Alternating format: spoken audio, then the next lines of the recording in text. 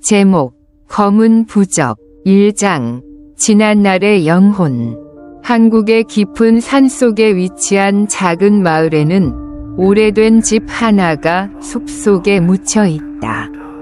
이 집은 한때 마을에서 유명한 귀족 가문이 소유하고 있었으나 지금은 폐허가 되어버렸다. 마을 사람들은 이 집에 대해 잘 알고 있다. 아무도 가까이 가지 않으려 한다. 그들은 집이 저주받은 영혼에 의해 떠돌고 있다고 말한다. 밤이 되면 집안에서 이상한 속삭임 소리와 기묘한 빛이 창문에서 보인다고 한다. 2장 거센 폭풍. 서울에서 인문학을 공부하고 있는 대학생 혜진은 여름 방학을 맞아 고향으로 돌아왔다.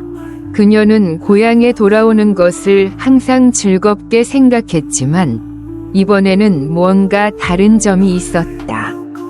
마을을 돌아다니던 중 한 할머니로부터 오래된 집과 금기 부적에 관한 이상한 이야기를 들었다. 이야기에 따르면 이 집은 한때 김용수라는 유명한 부적과 주술을 연구하던 사람의 소유였다고 한다. 그는 의식을 통해 마을 사람들의 죽음을 초래한 후 마을에서 쫓겨났다. 떠나기 전 그는 마을 전체를 저주하고 매우 강력한 부적을 남겼다고 한다. 이 부적은 지옥의 영혼들을 소환할 수 있는 힘을 가지고 있었다. 혜진은 호기심을 참지 못하고 집 안으로 들어가기로 결심했다. 그녀는 집 뒤쪽에 숨겨진 비밀 통로를 발견하고 그것이 어두운 지하로 이어지는 것을 보았다. 3장 끔찍한 의식. 지하에는 부적, 그림, 기괴한 물건들이 가득했다. 해골, 뼈, 그리고 오래된 책들이 바닥에 널려 있었다. 그 중에는 검은 가죽으로 된 책 한 권이 있었다. 책의 페이지는 한자로 되어 있었고 김용수가 수행한 금기 의식의 일부가 적혀 있었다.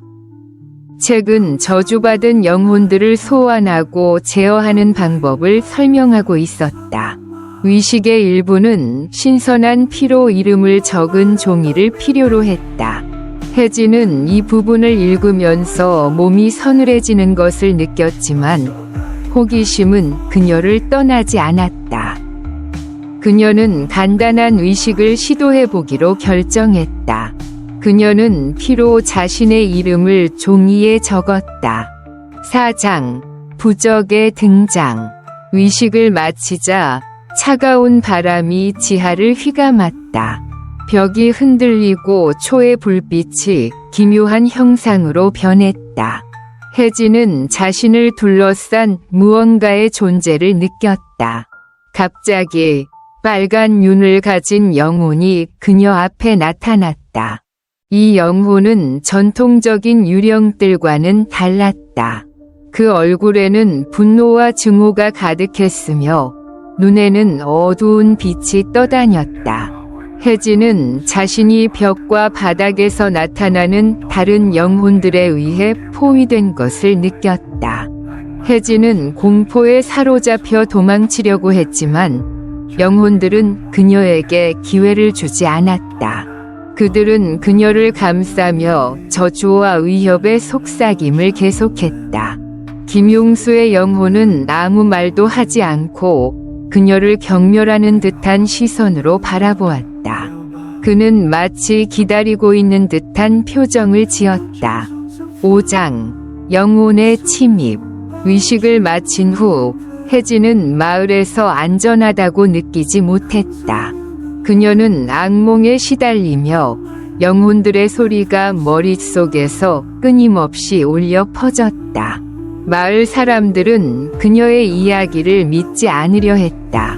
어느 날 밤, 혜진은 자신이 어두운 공간으로 끌려가는 꿈을 꾸었다. 그곳은 김용수가 의식을 수행하던 장소였다. 김용수는 그녀에게 균형을 회복하기 위한 의식을 완수해야 한다고 말했다. 그렇지 않으면 그녀는 영혼의 세계에 영원히 갇히게 될 것이라고 했다. 혜진은 절망감을 느꼈지만 선택의 여지가 없음을 알았다. 6장 금기의식. 어두운 밤. 혜진은 오래된 집으로 돌아가 의식을 수행하기로 결심했다. 그녀는 모든 필요한 물건을 준비하고 체계 단계에 따라 의식을 진행했다. 김용수의 영혼은 멀리서 그녀의 모든 행동을 지켜보고 있었고, 혜진은 점점 더 큰 압박감을 느꼈다. 의식을 진행하는 동안 혜진은 악마 같은 힘이 그녀의 몸속으로 침입하는 것을 느꼈다. 주위의 영혼들이 반응하며 혼란스러운 소리를 내고 주변의 공간이 변형되었다. 마침내 의식이 끝났을 때 혜진은 고요함을 느꼈다. 영혼들이 점차 사라지고 김용수의 영혼도 더 이상 나타나지 않았다. 혜진은 피곤하지만 안도감을 느꼈다. 그녀는 의식을 완료하고 영혼의 세계의 균형을 되찾았다고 느꼈다. 7장 어두운 결말. 혜진이 의식을 완료했음에도 불구하고 그녀의 복귀는 간단하지 않았다.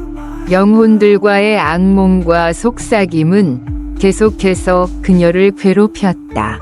그녀는 금기의식을 건드린 것이 자신의 삶에 영원히 흔적을 남겼다는 것을 깨달았다. 그녀는 마을을 떠나 치료를 받으러 가기로 결정했지만 어디를 가든지 영혼들과 부적에 대한 기억은 그녀의 마음 속에 영원히 남아 있었다. 오래된 집은 여전히 그곳에 서 있으며 다음에 누가 그 비밀에 도전할지 기다리고 있다. 그리고 깊은 어둠 속에서 저주받은 영혼들은 복수를 기다리며 숨어 있다. 결론. 한국의 산속 작은 마을은 겉으로는 평온해 보이지만 그 속에는 무서운 비밀들이 숨겨져 있다. 부적과 저주받은 영혼들에 관한 이야기는 마을의 역사 속에 남아 금기와 마법의 세계에 손을 대려는 자들에게 교훈이 된다.